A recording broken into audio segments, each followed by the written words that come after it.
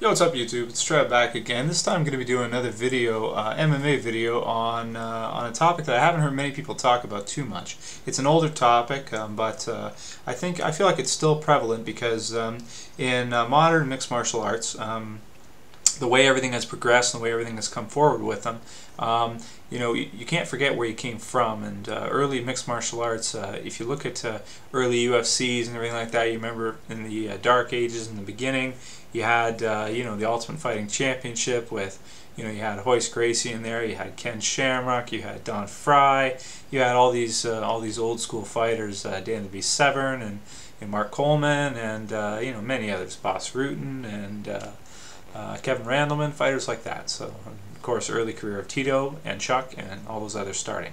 So the topic that I wanted to discuss today and get your guys' thoughts on is how big of an impact did steroids have in mixed martial arts, and how big of an impact have they had in mixed martial arts? Now, there's something a lot of people don't know about mixed martial arts and with regards to steroids, and that is that in the Pride days, okay, in Japan, it was not illegal to use steroids. It wasn't. That means that the fighters could use steroids legally, they could go and fight, they could use performance enhancers. In that culture, it's not illegal. In North America, of course it is. But in Japan, it wasn't. Those guys could go, they could take steroids, they could fight, they could do, their MMA interviews and all the other shit that they have to do, and, they would be juicing. So I just wanted to get your guys' thoughts and opinions on which fighters do you think were on steroids, and how long do you think they were on steroids for, and do you think there are fighters that stopped taking steroids? Now I'm going to give you a few examples for people that are pretty much surefire, right away. Number one, he admitted himself, it's got to be Ken Shamrock. We should talk about him first. Ken Shamrock actually has the guts to come forward now, later on in his career, in the autumn of his years, and says, yeah, I took steroids my entire career. And everybody took steroids in mixed martial arts. Everybody. He basically said, if you watch the interview with him, essentially what he said is, the interviewer said, if you're not cheating, you're not trying. And Ken Shamrock's just like, people love home runs. They want to see the ball get knocked out of the park. And you could tell just from his physique and looking at his fights, Shamrock was on steroids probably his entire career, from the time he started to the time he finished. Royce Gracie was found to be on steroids or performance enhancers later on when he fought against Matt Hughes in the UFC. Now this was later on in his career too, so I mean, who knows if in the beginning of his career he was on steroids. Probably wasn't, but it's really hard to say. Now let's look at some other fighters who probably were on steroids. If you look at Mark Coleman, okay, and look how much he basically has no hair left. If you look at his Pride days, when he fought in Pride, after he lost to Fedor, just going nuts, raging like crazy. I mean, you don't have to be a genius to figure out that he was on steroids when he fought in Pride, and probably when he fought early UFC too.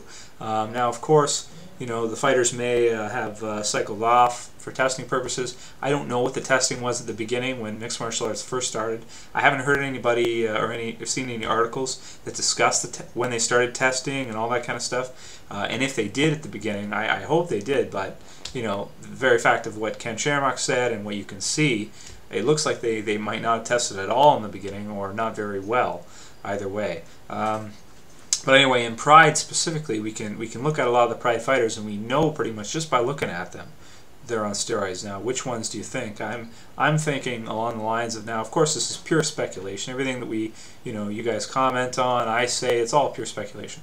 We don't know for sure, but I'd say it's pretty decisive. Mark Coleman was. I think Kevin Randleman probably was, and maybe still is. I think that Vanderlei Silva was quite a bit, because if you remember when he was in his prime, oh man, he was just like crazy. Also, other Pride fighters, I would say that probably Don Fry was, and who else is there? Let's see. I think maybe Rampage was, and there's many others too. So whoever you guys think, go ahead and put it in the comments. Now, also too, if you look at Brock Lesnar, when he was in the WWE, I mean, it's pretty obvious that he was on steroids or human growth hormone when he was in there, and he's not anymore. If you look at his pictures and you can just tell right away that obviously he was on it. He said he had a dirty lifestyle and all that kind of stuff. So anyway, I just wanted to get your guys' thoughts on this and your opinion on how big do you think steroids have had an influence on mixed martial arts, especially knowing that Ken Shamrock has come forward and said it. Mark Coleman was obviously on him. Kevin Randleman was probably on him, and Pride in Japan did not test for steroids. Okay guys, let's talk about it.